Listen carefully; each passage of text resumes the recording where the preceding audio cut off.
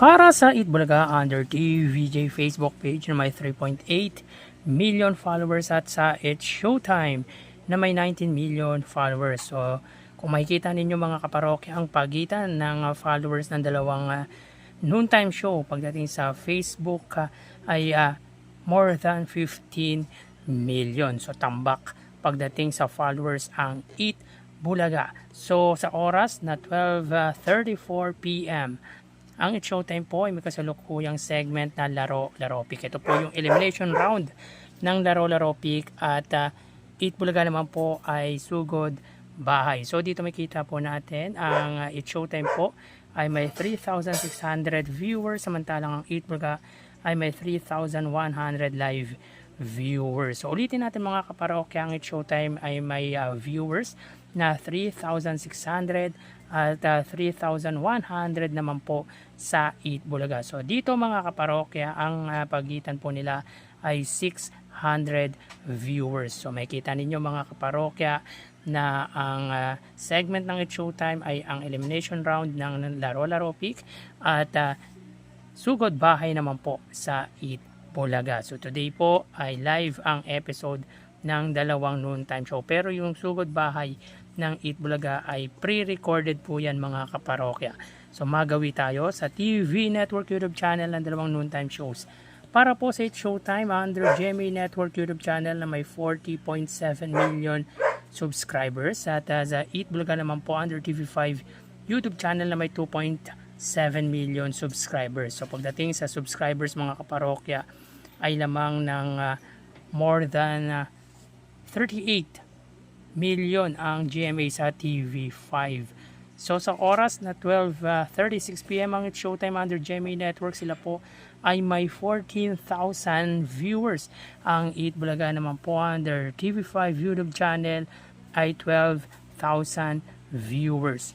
So again, sa oras na 12:36 PM ang It's Showtime, sila po ay may 14,000 viewers under GMA Network at ang Eat Bulaga naman po under TV5 ay may 12,000 viewers. So dito makikita po natin na ang pagitan po ay 2,000 views at lamang po dito ang GMA Network. So medyo dikit po pagdating sa viewership ang GMA at ang TV5.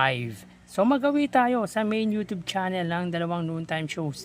Para po sa It's Showtime under ABS-CBN It's Showtime na may 2.75 million subscribers at sa Eat Bulaga naman po under Eat Bulaga TVJ YouTube channel na may 1.75 million subscribers. So exact 1 million po ang pagitan pagdating ng subscribers ng dalawang main YouTube channel ng It's Showtime at ng Eat Bulaga. So sa oras na 12:37 PM ang It's Showtime po ay may 75 or 76,000 viewers at ang Eat Bulaga naman po ay may 120,000 viewers.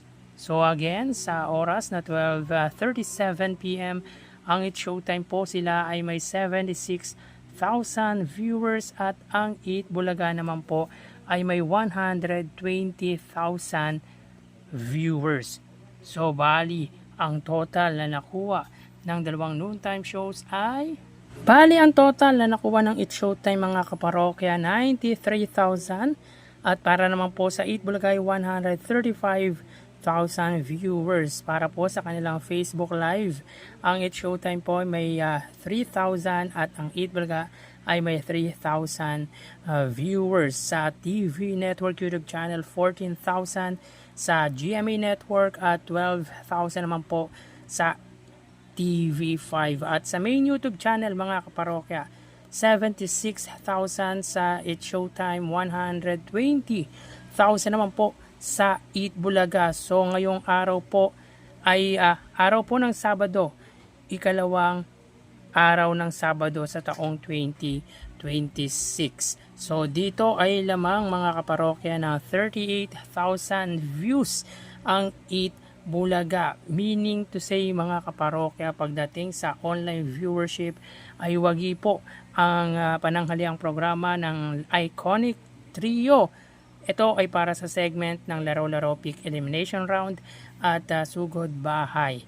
Ulitin natin, 93,000 para po sa It's Showtime at 135,000 naman po sa Eat Bulaga. So 38,000 views ang pagitan ng dalawang pananghaliang programa sa oras na ito.